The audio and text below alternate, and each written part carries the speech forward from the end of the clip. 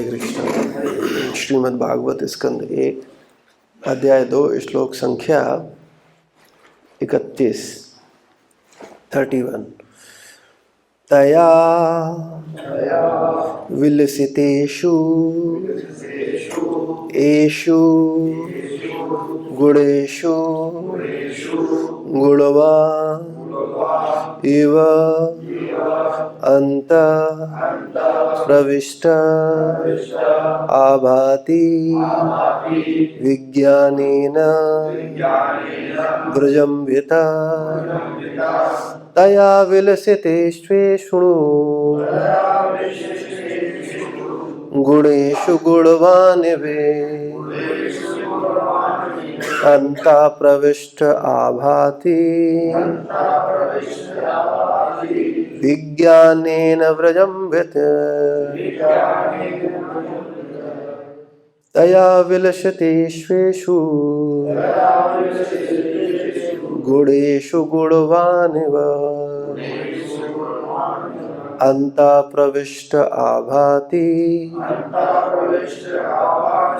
विज्ञानेन व्रजम्यते।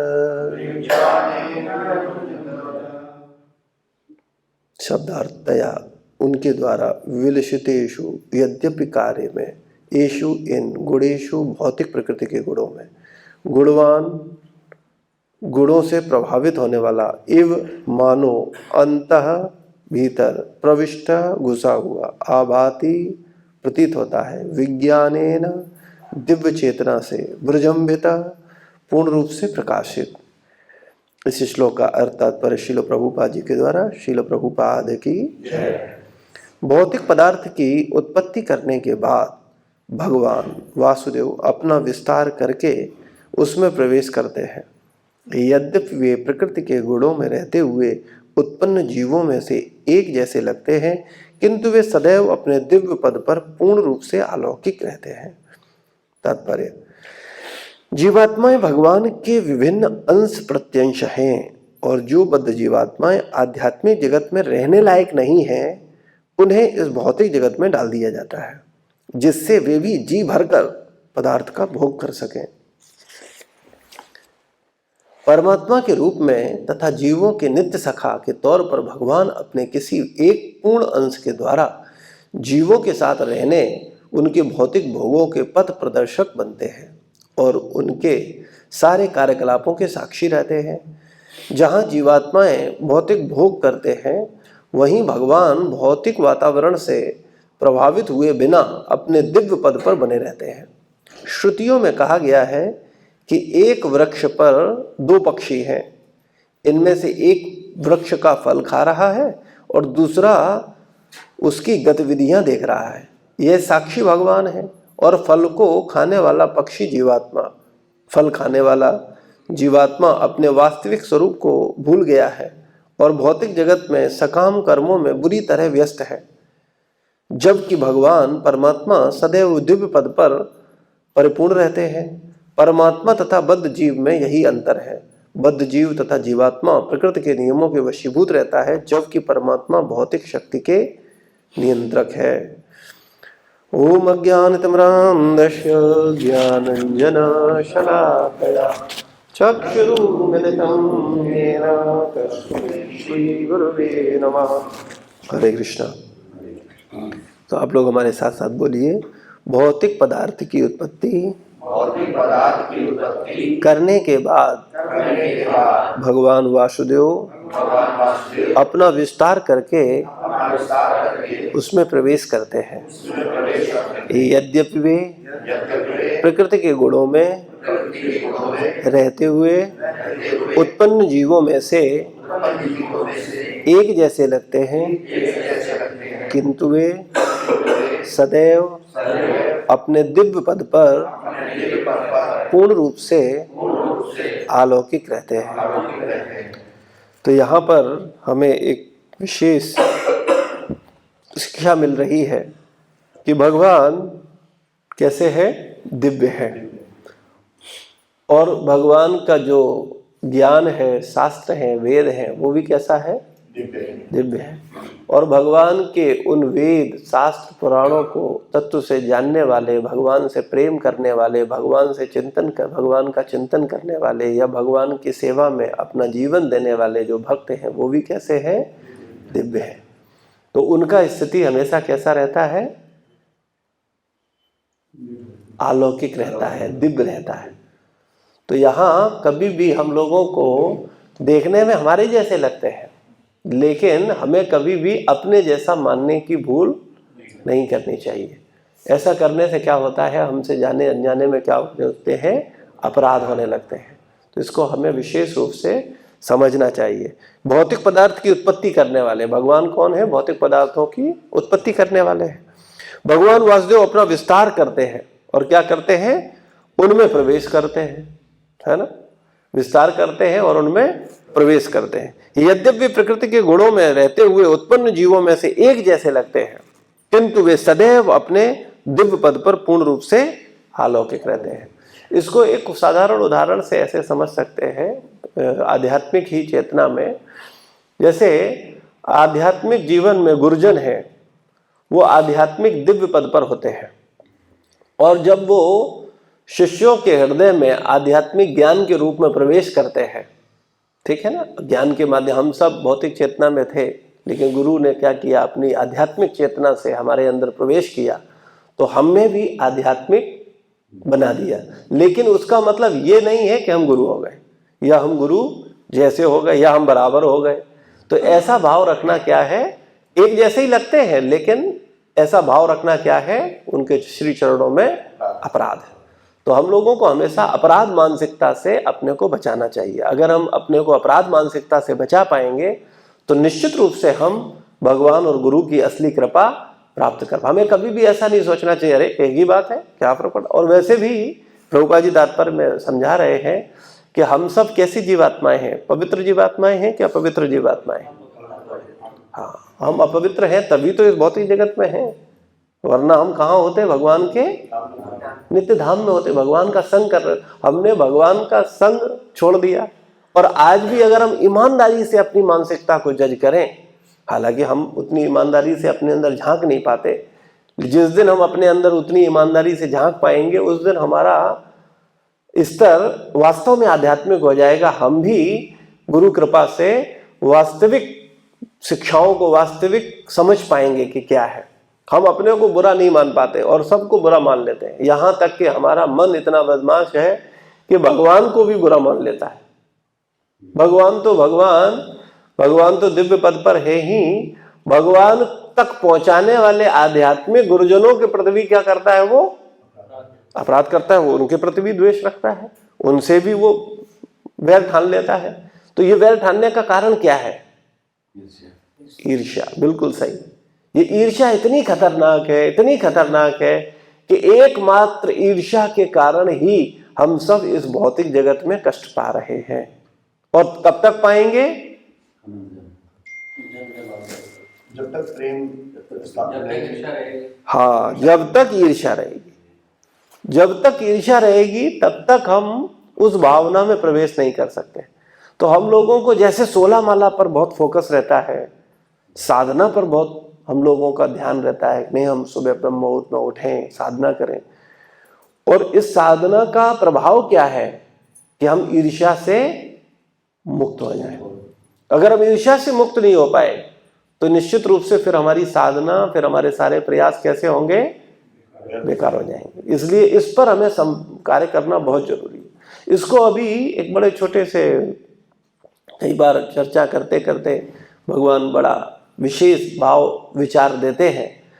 जैसे अभी अपने पांडे प्रभु है, उनकी बेटी थी, तो बात कर रहे थे, उसका जन्मदिन है।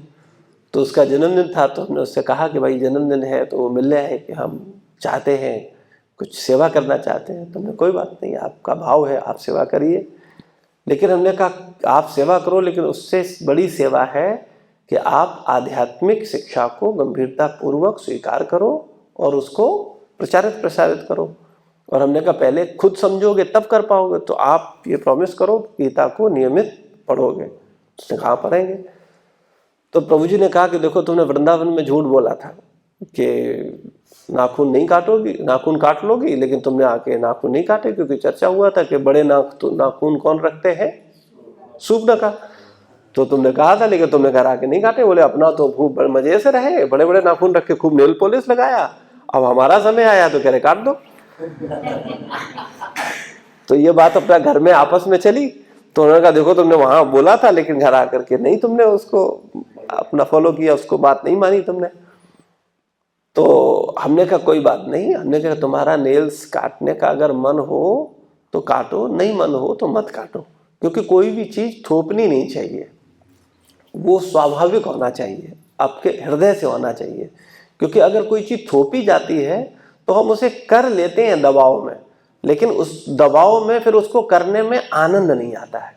जैसे आप सेवा करते हो, आप कोई सेवा दबाव बस कर दो, कोई दान दबाव बस कर दो, लेकिन फिर उसमें क्या होगा, आपको क्यों नहीं आएगा? क्योंकि आप सही चेतना से नहीं कर रहे हो, आप दबाव बस कर रहे हो। तो इसका मतलब ये नहीं है कि आप कहोगे हाँ तो हम दबे हुए तो हमेशा फील करते हैं, तो हम कुछ करेंगे ही नहीं।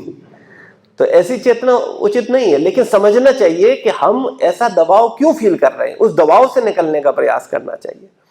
तो मैंने कहा देखो भाई, नाखून बड़े होना कोई फैशन है, ठीक है, आपको अच्छा लगता है, ठीक है, लेकिन उस अच्छे से नुकसान ज्यादा है। भाई बड़े नाखून होते हैं तो हम लोग कितना भी हाथ साफ करें, लेकिन फिर भी उसमें गंदगी, जीवाणु, कीटाणु रहते ही हैं। और अगर हमारे नाखून हमारी स्किन से छोटे हैं तो उनमें गंदगी भरेगी नहीं। तो हमारे आचार्यों ने, हमारे जो पूर्वज थे, उन्होंने जो सिद्धांत बनाए थे उसका कोई कारण था, लेकिन पाश्चात्य सभ्यता के चक्कर में आकर के, पाश्चात्य सभ्यता में क्या है कि तुम नहाओ नहीं। पाश्चात्य जगत में लोग क्या करते हैं, नहाते नहीं, इत्र डाल देते हैं बस, ठीक है, क्योंकि बदबू आएगी तो क्या करेंगे जब कई दिन। हमारे यहाँ इत्र उन्हें देख करके डालने लगे, है ना। ये तो हम प्रसाद के रूप में इत्र लेते थे, या फिर उनको देख करके इत्र लेते हैं। हम लोग इत्र क्यों डालते हैं? बोले अरे अंग्रेज डाल रहे हैं तो हम भी इत्र डालेंगे। अरे वो तो इसलिए डाल रहे हैं क्योंकि नहाए नहीं है तो बदबू आ रही है अंदर से, इसलिए डाल रहे हैं। आप क्यों डाल रहे हो? बोले हम उनकी नकल कर रहे हैं। तो नकल हमेशा खतरनाक होती है। भक्त लोग कैसे करते हैं कि इत्र लगा, हम लोग भी सुबह सुबह इत्र लगाते हैं। कैसे लेते हैं? पहले भगवान नरसिंह को अर्पित किया जाता है और सारे गुरुजनों को अर्पित किया जाता है, उसके बाद हम लोग भी इत्र लगाते हैं। तो उस इत्र लगाने में और उस इत्र लगाने में जमीन आसमान का अंतर है। तो सारा खेल भावनाओं का और सही दृष्टिकोण का है। तो अगर हमारा दृष्टिकोण सही नहीं होगा तो हम फिर कुछ भी करेंगे, नकल, उस नकल का प्रभाव नहीं होगा। तो हमने कहा नाखून रखने से क्या होता है, अपना ही नुकसान होता है, हमारा ही स्वास्थ्य अच्छा नहीं रहेगा। तो इसलिए नेल्स नहीं रखने चाहिए। फिर भी अगर तुम्हारा मन करता है तो तुम नेल्स रखो, कोई बुराई नहीं है। किसी का मन करता है कि नहीं उससे शराब नहीं छोड़ी जा रही, मत छोड़ो, पियो।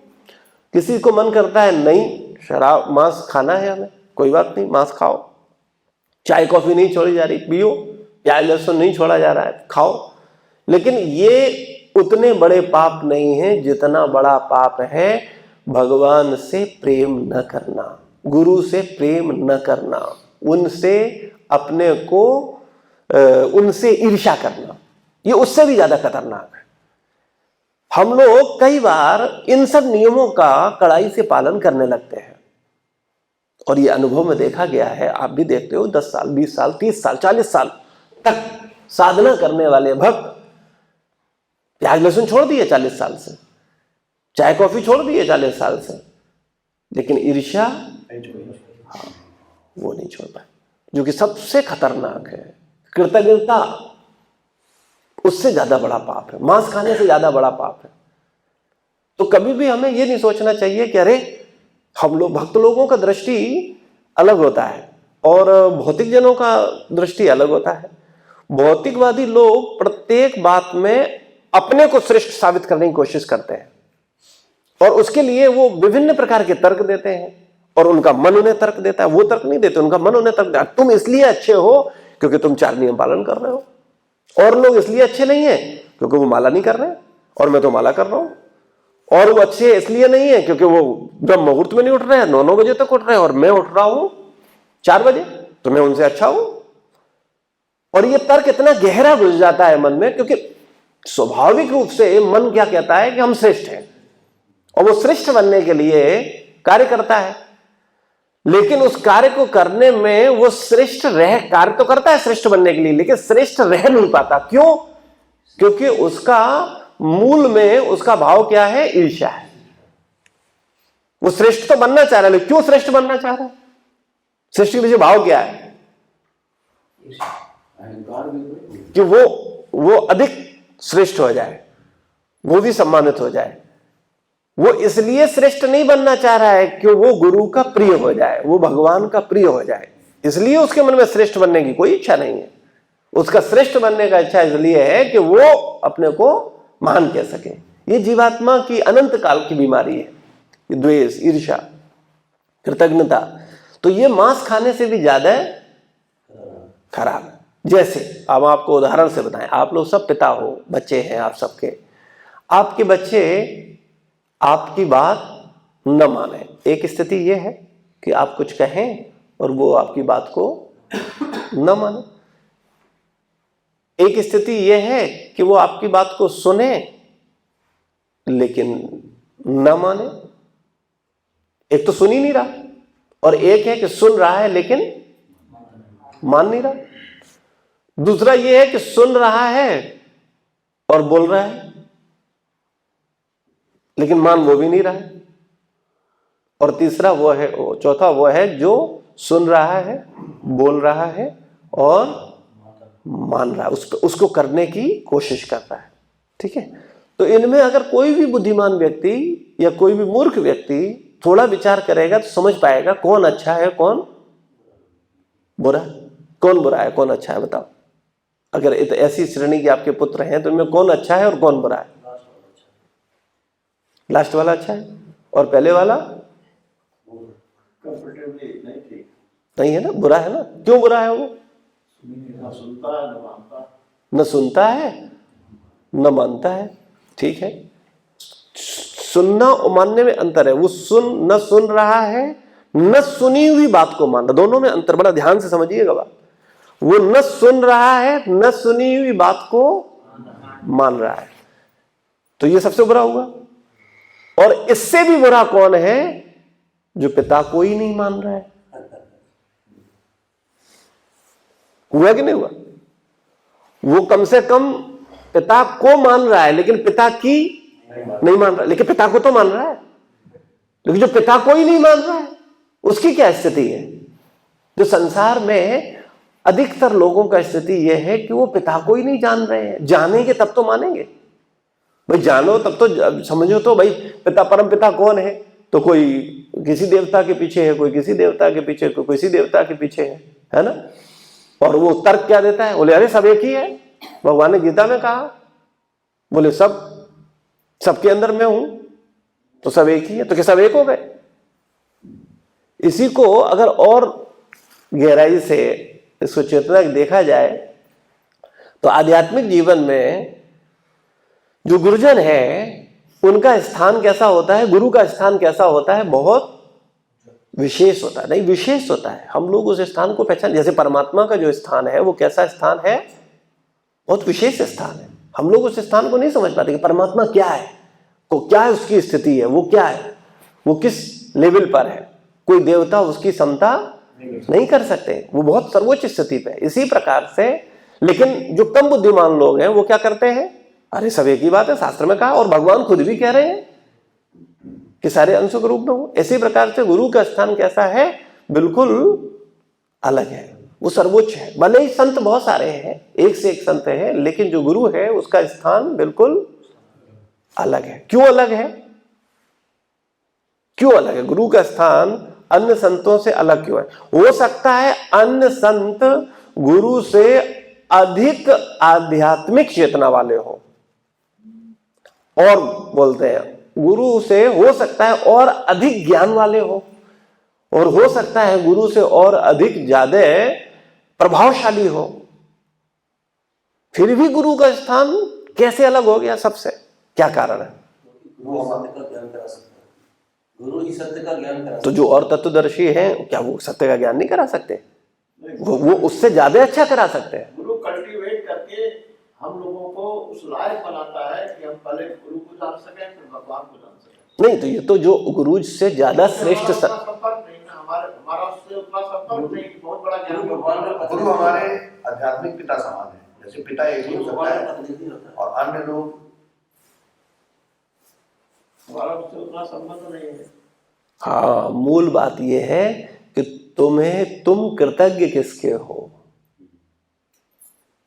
वो बहुत महान हो सकता है, वो बहुत विद्वान हो सकता है, वो बहुत प्रकांड ज्ञानी हो सकता है, लेकिन हमारे ऊपर कृतज्ञता किसकी है? हमको आध्यात्मिक जीवन, हमको देखो, कृतज्ञ और कृतज्ञ जो समझ जाएगा वो इसी जन्म में भगवत धाम चला जाएगा।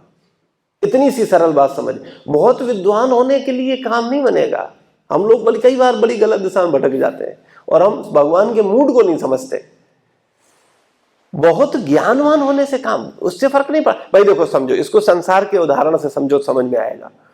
संसार में आपके पिता हैं और आपके पिता कैसे हैं? बड़े बुद्धिमान हैं, विवेकवान हैं, और वो आपको खिला पिला के बड़ा कर रहे हैं, पाल रहे हैं, पोस रहे हैं, और वो बहुत कुछ करने की कोशिश कर रहे हैं। और आप जब छोटे होते हो, बच्चे होते हो, तो आपकी नजर में क्या होता है? सबसे श्रेष्ठ कौन है? पता है? होता है कि नहीं होता? एक बच्चे से अगर पूछा जाए, छोटे बच्चे से, तो उसका असली हीरो अजय देवगन नहीं होता।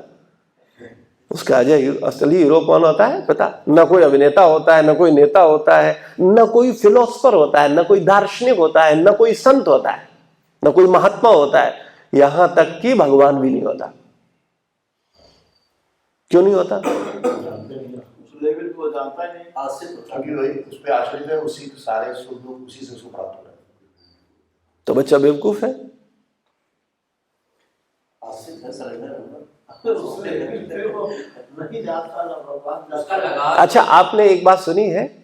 बड़े बड़े परमहंस जो होते हैं, परमहंस, वो कैसे हो जाते हैं? बच्चे हो जाते हैं। तो बच्चा होने क्या मतलब है? वो बच्चा मूर्ख नहीं है, वो बच्चा कृतज्ञ है। और हम जैसे जैसे समझदार होते हैं, हम कृतज्ञ होना शुरू हो जाते हैं। जैसी जैसी हमारी समझ विकसित होती है संसार की, वैसे हम कृतज्ञ होने शुरू हो जाते हैं, अगर ध्यान करें, विचार करें तो। और वही बच्चा तो थोड़ा बड़ा होता है तो देखता है, हमारे पिताजी तो ये 20 किलो की बोरी उठा नहीं पा रहे थे, और वो लेबर आया, उसने तो 50 किलो उठा करके यूं रख दिया। हम तो सोचते थे पिताजी ज्यादा ताकतवर है। ना ना ना ना, ये जो नौकर है ये ज्यादा ताकतवर है, ये बाल बुद्धि है। फिर वो देखता है, पिताजी हमको अच्छी अच्छी बातें बताते हैं, अच्छा बता रहे, ये मत करो, झूठ मत बोलो, तुम्हें ऐसा करना चाहिए, तुमको जल्दी उठना चाहिए। फिर वो देखता है, अरे पिताजी खुद 7 बजे उठ रहे हैं, और ये जो महात्मा हैं, ये जो बोल रहे हैं वो कर भी रहे हैं, ये तो ज्यादा श्रेष्ठ है। ये तो ठीक नहीं है, पिताजी ठीक नहीं है। वो असली हीरो है। और उसकी निकृष्ट भौतिक समझ उसे क्या बना देती है? कृतज्ञ बना देती है। ये कृतज्ञता से बड़ा कोई अपराध नहीं है।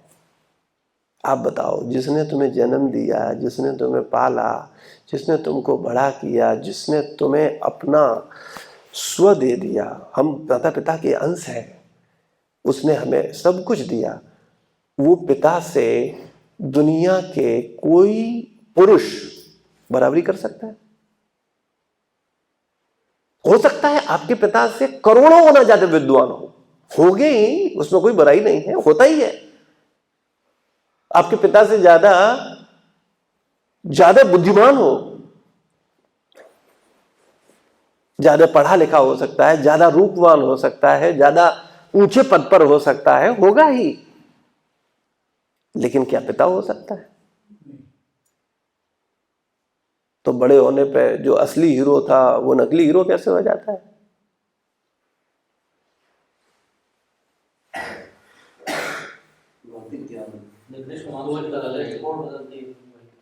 ये निकृष्ट मानसिकता। हम अपने को बुद्धिमान मान रहे हैं, अव्वल दर्जे के मूर्ख, लेकिन मानते अपने को है बड़े विद्वान। और ऐसी भावना रखने वाला कभी आनंद नहीं ले सकता। भगवान मूर्ख नहीं है, कुछ बोल रहे हैं उसका कोई कारण है। भगवान ने क्या बोला? माता पिता गुरु हमारे प्रतिनिधि हैं। प्रतिनिधि बोला, भगवान का, माता पिता का, गुरु का स्थान एक है। और आप ढेरों उदाहरण देखते हो, कई माता पिता, मातृ भक्त, पितृ भक्त लोगों ने भगवान की उपेक्षा करके माता पिता की सेवा की है। भगवान को पीछे छोड़ो, हटाओ, तुमसे क्या लेना देना। तो भगवान इस भाव से क्या होते हैं, क्यों प्रसन्न होते हैं? क्योंकि भगवान जानते हैं ये कृतज्ञ नहीं है, कृतज्ञ है। और हम लोग ईमानदारी बताओ, भगवान और माता पिता में भगवान आ जाए मान लो, तो हम क्या करेंगे? तुरंत छोड़ेंगे।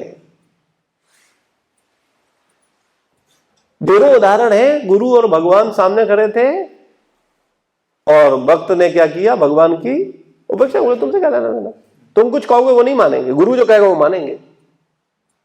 तुम बोलते रहो, तुम कुछ भी कहो, बोले ये करो जाके, ये करो, हम नहीं मानेंगे, जो गुरु कहेगा वो मानेंगे। तो इस भाव से भगवान नाराज हो जाते, बोले नालायक कहेंगे, मेरी बात नहीं माने, मैं पर ब्रह्म परमात्मा और तू मेरी बात नहीं मान रहा है, तू गुरु बोल रहे हैं वो मान रहा है। नाराज होते भगवान या नाराज हो जाएंगे? ढेरों, एक उदाहरण नहीं, ढेरों उदाहरण। और भी हम लोगों का तो आध्यात्म में कोई स्तर ही नहीं है। भले ही हम अपने मन में अपने को बहुत ऊंचा मानते रहेंगे, बहुत उच्च वैष्णव हैं हम और बड़े परम स्थिति पर हैं, वो हम अपने को कुछ भी दे पाए, अपने को तो कोई भी कुछ भी सोच सकता है। लेकिन वास्तविकता में जब आप गंभीरता पूर्वक आध्यात्मिक लीलाओं का चिंतन करेंगे, वहां देखेंगे तो ब्रज में गोपियों की बात, राधा रानी की बात मानी जाती है, भगवान की नहीं मानी जाती। लेकिन इसका मतलब यह नहीं है कि भगवान अपनी स्थिति से नीचे आ गए। भगवान भगवान है, बहुत श्रेष्ठ है, लेकिन भगवान को यही पसंद है। कृतज्ञ लोग भगवान को पसंद नहीं है।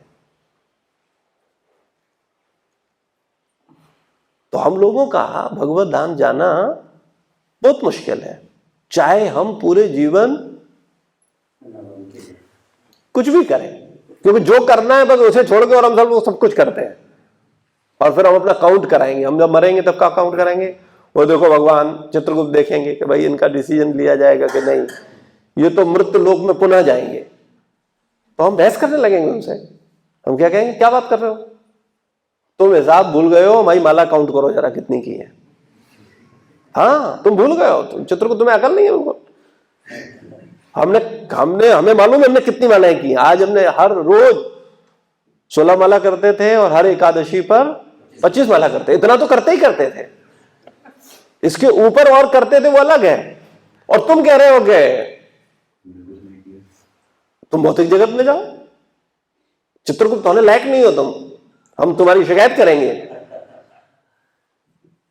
तो मुस्कुराएंगे हमारे ऊपर, कहेंगे कलयुग का जीव ईश्वरीय व्यवस्था में भी हस्तक्षेप करना चाहता है और भगवान को मूर्ख मानता है कि तुमने हिसाब गलत लगाया, हमारे हिसाब से हिसाब लगाओ। तो कहेंगे तुम्हारे हिसाब से हिसाब नहीं लगता, यहां तो हिसाब हमारे ही हिसाब से हिसाब लगेगा। तो हम लोग इसी तरह की बाल्य लीलाएं करते रहते हैं। जैसे बालक होता है ना, बालक क्या करता है, अपने पिता को छोड़ करके और दुनिया में सबको हीरो मानता है। अमिताभ बच्चन की फोटो लगाता है बड़ी बड़ी, है ना, फ्रेम करवा करके, है ना, और कुछ नहीं तो क्रिकेटर को पकड़ लाता है, उसकी फोटो लगाता है, लेकिन बाप की फोटो नहीं लगाता। क्यों नहीं लगाता? क्योंकि उसके मन में वो सम्मान ही नहीं रहा, उसके मन में वो भावना ही नहीं रही, उसके मन में वो प्रेम ही नहीं रहा। तो जो भाव नहीं है, प्रेम नहीं है, जुड़ाव नहीं है, तो कृतज्ञता कहां से होगी? और जब कृतज्ञता नहीं होगी तो वो क्या करेगा? मानेगा? वो पिता को मानेगा? नहीं, न पिता को मानेगा न पिता की मानेगा, बस विवश होकर के रहेगा लोक मर्यादा के कारण। तो ऐसे ही हम लोग आध्यात्मिक जीवन में आके भी कई बार लोक मर्यादा के कारण बने रहते हैं और अंदर ही अंदर ईर्ष्या रूपी जहर को पोषित करते रहते हैं, उस पर कोई काम नहीं करते। तो अगर हमारा अंदर ये ईर्ष्या द्वेष नहीं जाएगा तो हमारा सारा कार्य कैसा हो जाएगा? निष्फल हो जाएगा। और ये कहा भी गया है, अगर आपके प्रत्येक कार्य से भगवान से प्रेम नहीं हुआ तो सब कुछ क्या है? श्रम एव ही केवलम, श्रम एव ही श्रम है। क्या श्रम है? भगवान से प्रेम नहीं हुआ। अच्छा, भगवान से प्रेम तो तब हो जब तुम्हें जिसने पैदा किया है उससे तुम्हें प्रेम हो। जब तुम्हें जिसने पैदा किया तुम्हें उससे प्रेम नहीं है, तुमको जिसने पाला पोसा तुम्हें उससे प्रेम नहीं हुआ, तुमको जिसने आध्यात्मिक चेतना दिया तुम्हारा उससे प्रेम नहीं हुआ, ठीक है, और तुम दिखा रहे हो भगवान आपसे मेरा अटूट प्रेम, अनन्य प्रेम है, तो भगवान मूर्ख थोड़ा ही है। इसीलिए हम कई बार आप लोगों को एक बात बोलते हैं, हम अपने आप को उतना नहीं जानते जितना हमें भगवान और गुरु जानते हैं। इसको समझना चाहिए, इस पर विचार करना चाहिए। तो यहां पर प्रभुपाद जी तात्पर्य में बताते हैं कि जीवात्माएं भगवान के विभिन्न अंश प्रत्यंश हैं। जो बद्ध जीवात्माएं आध्यात्मिक जगत में रहने लायक नहीं। हम लोग रहने लायक नहीं है। हम अपने को भले ही कितना अच्छा मानते रहे, लेकिन हम लोग कैसे लोग हैं?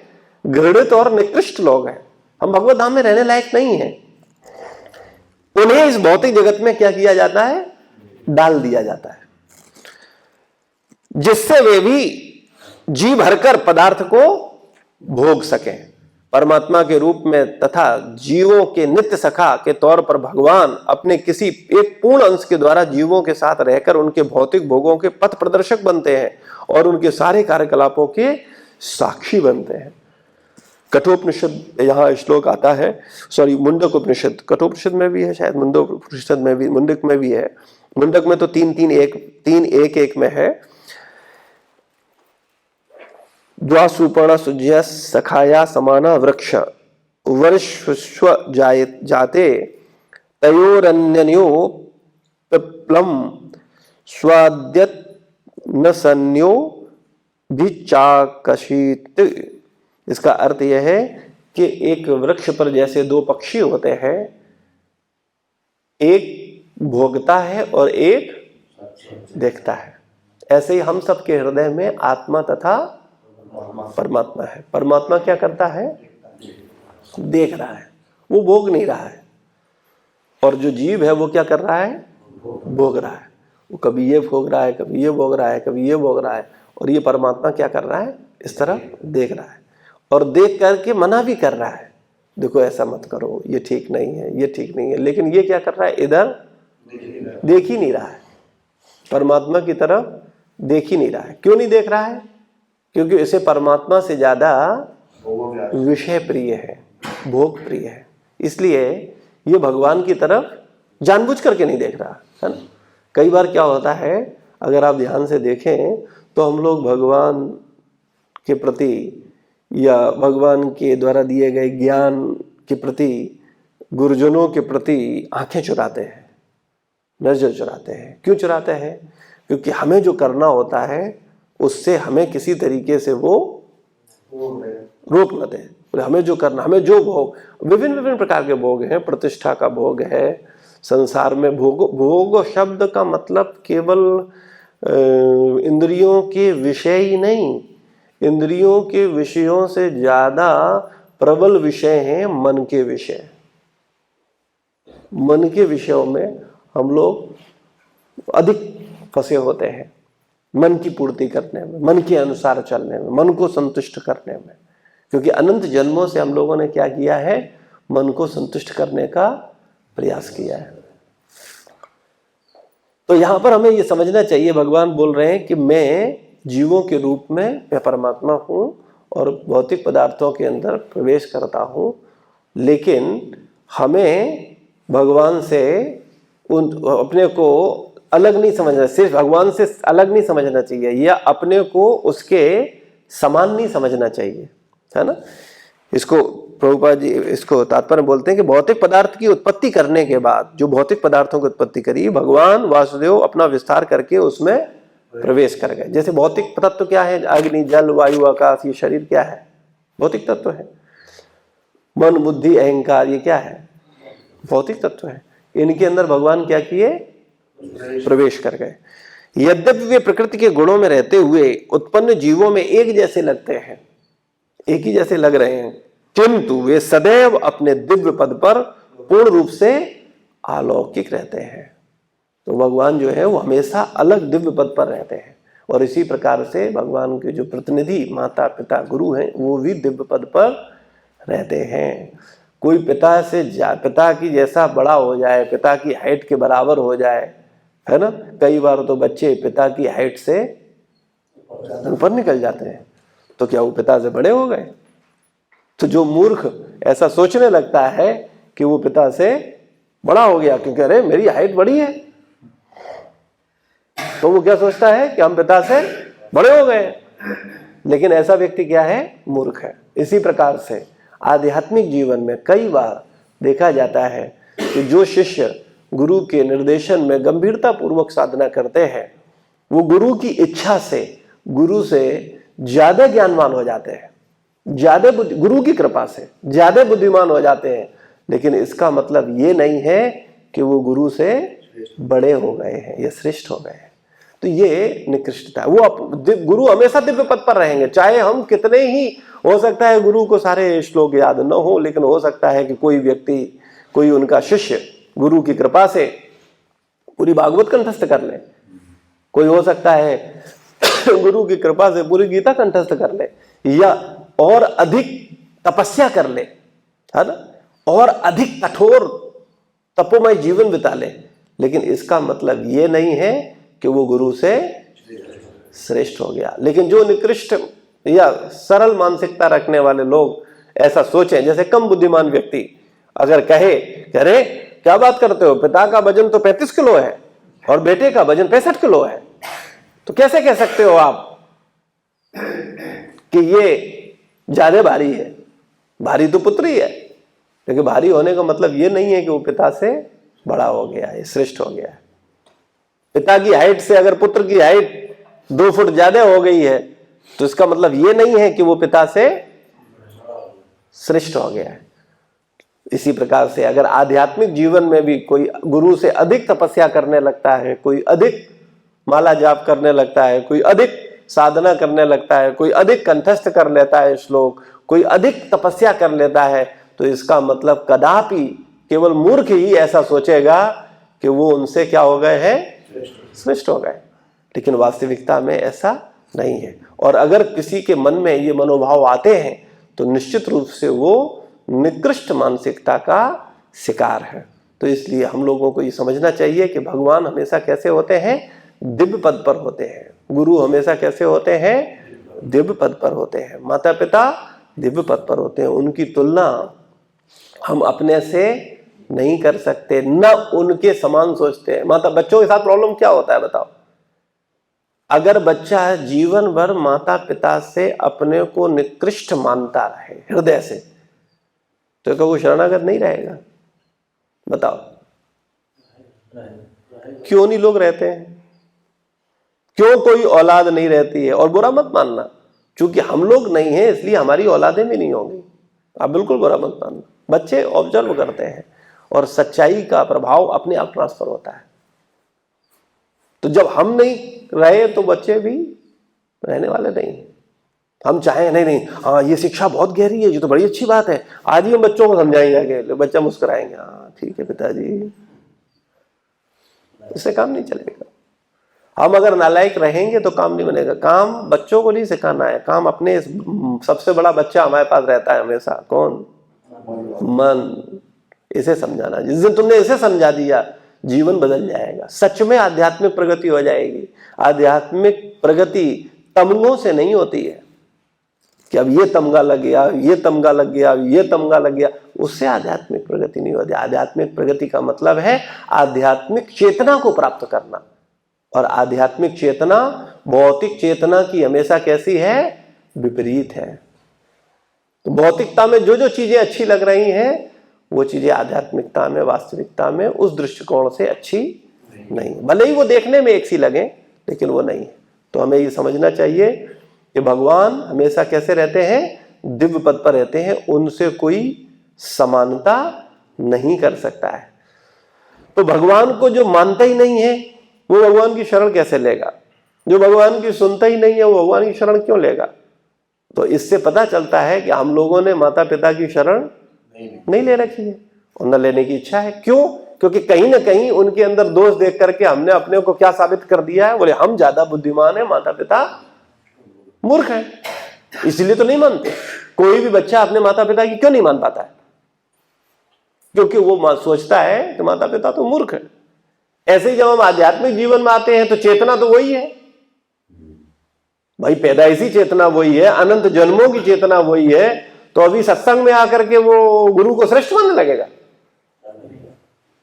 वो उसका ईर्ष्या अंदर से शुरू हो जाता है, और वो ईर्ष्या क्या करती है?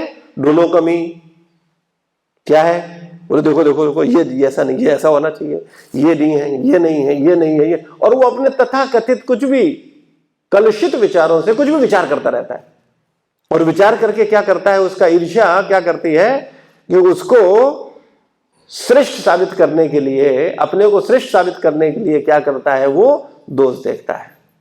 लेकिन जब वो दोष देखता है, जब वो ईर्ष्या करता है, तो जहर कौन पीता है? स्वयं पीता है। इसीलिए ईर्ष्या के लिए बोला गया, जहर हम पिए और मर तुम जाओ। ऐसा होता है क्या? तो हम लोग खुद जहर पीते हैं, रोज जहर पीते हैं और रोज मर रहे हैं, लेकिन जिंदा रहने को तैयार नहीं है, अमर होने को तैयार नहीं है। ये अमृत कथा कही गई, अमर कथा कही गई। जितने शास्त्र, भागवत, गीता, इनको क्या बोला गया? अमर कथाएं हैं। ये अमृत को प्रदान करने वाली है। अमृत पर देवताओं का अधिकार है, अमृत पर असुरों का अधिकार नहीं है। भगवान क्या करते हैं? गला काट देते हैं। असुर जब धोखे से आकर के पीते हैं तो भगवान क्या करते हैं? गला काट देते। क्यों गला काटते हैं? क्योंकि जानते हैं ये इसके योग्य नहीं है। तो अगर भी हम लोग अपने असुरत्व को नहीं छोड़ेंगे, 100% कटेगा, उससे कोई बच नहीं सकता। चाहे आप हो, चाहे हम हो, चाहे कोई भी व्यक्ति हो, उससे बच नहीं सकता। इसलिए हमें अपने असुरत्व को छोड़ करके वास्तविक आध्यात्मिक चेतना को प्राप्त करना चाहिए, वरना हम शिकायत करते रहेंगे। अच्छा एक बात बताओ, भगवान समदर्शी है? कितने लोगों को लगता है भगवान समदर्शी है या नहीं? गलत है कि सही है? सही है। रामपुर सही है। असुर और देवताओं के बीच में वो समान बर्ताव करते हैं? अरे अभी कह रहे हो समदर्शी, अभी कह रहे हो नहीं, एक सा करते हैं भाई। भगवान के तो पुत्र असुर भी हैं और भगवान के पुत्र देवता भी हैं। और एक बात बताएं, असुरों के अंदर जो शक्ति है वो भी भगवान की शक्ति है, क्योंकि समस्त शक्तियों के स्रोत तो भगवान है। और देवताओं के अंदर जो शक्ति है उसकी भी शक्ति के स्रोत भगवान, वो भी भगवान की शक्ति है। फिर दोनों ही भगवान के पुत्र हैं, तो भगवान को तो सम होना स्वाभाविक है। अब हमारी बुद्धि नहीं समझ पाती है। जैसे ये 2 उंगलियां हैं, तो ये 2 उंगलियां मेरी हैं, तो मैं ये थोड़ी कहूंगा कि ये मुझे ज्यादा प्रिय है, ये कम प्रिय है। इस वाली को काट लेने देते हैं, इसको नहीं काटेंगे, ऐसा होगा क्या? नहीं, दोनों मेरी है। इन दोनों में जो शक्ति है चलने की, ये मेरी शक्ति से ही दोनों चल रही हैं। देखने में भले ही एक बड़ी या छोटी लगे, लेकिन है तो दोनों मेरी। तो क्या मैं इन्हें काटने दूंगा? तो ऐसे ही मान लो ये देवता है, ये बड़ा लगता है, अच्छा लगता है, ठीक है, ये असुर है, छोटा है, लेकिन है तो भगवान की शक्ति है। तो ये जो शक्ति है वो भगवान की आ रही है ना, इसमें भी शक्ति भगवान की है, इसमें भी शक्ति भगवान की है।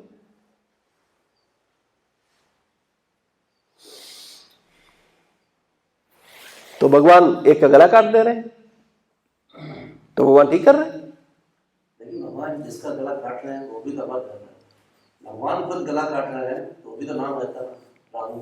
तो नहीं, राहु का काटा वो अमृत पी लिया था ना, इसलिए उसका उतना अमर हो गया। अमृत नहीं पीता तो थोड़ी अमर होता, तो मर जाता। तो भगवान ने अमर किया कि अमृत ने अमर किया? भगवान ने काटा ना, भगवान के स्पर्श से वो आएगा। क्या स्पर्श से आया? गला काटा, चक्र उनका जो आया, तो उससे वो अमर हो गया। वो भी एक उससे वरदान मिला ना, भगवान का आश्रय। हम लोग अगर भगवान काटे तो हम भी तैयार है। नहीं प्रश्न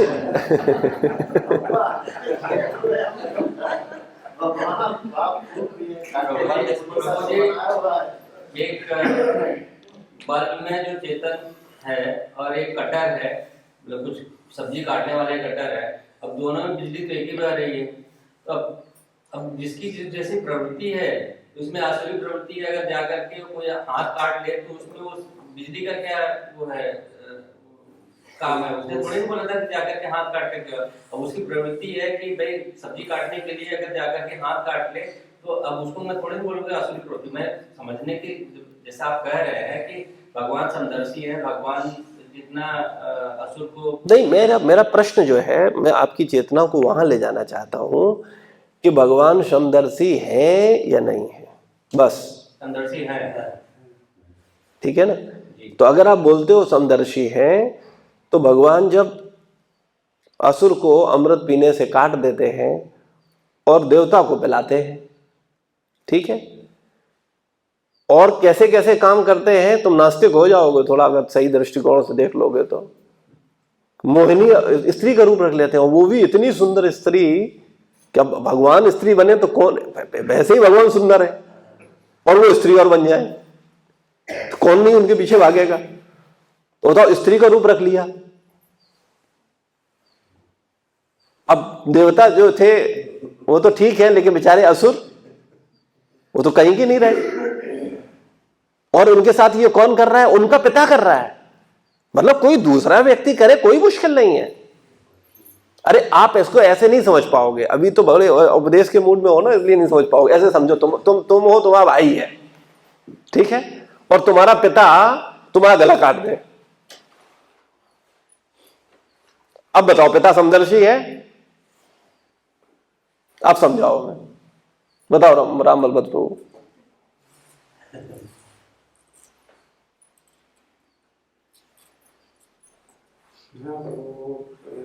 पिता तो उसके कल्याण के लिए तो उसका गला काट रहा है। इतनी बात जिस दिन समझ में आ जाएगी उस दिन भगवत धाम जाने के लायक बन जाएंगे। बस, बिल्कुल सही आंसर दिया। इससे कम में बात बनेगी भी नहीं, ये भी ध्यान रखना। इससे नीचे बात नहीं बनेगी। हमें तो जरा सा बोला जाए, बोले ये सेवा नहीं ये सेवा करो, कैसी बात कर रहे हो? पॉलिटिक्स हो गई हमारे साथ, राजनीति हो गई।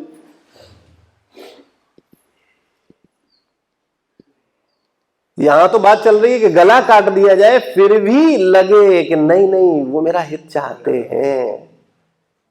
इतना विश्वास जिस दिन होगा उस दिन निश्चित हमारा कल्याण होगा, और जब तक नहीं होगा तब तक हमें सावधान रहने की जरूरत है। श्रील प्रभुपाद की जय, गुरु महाराज की जय, समस्त भक्त वृंद की जय। निताय गौर प्रेमंदे हरि हरि बोल।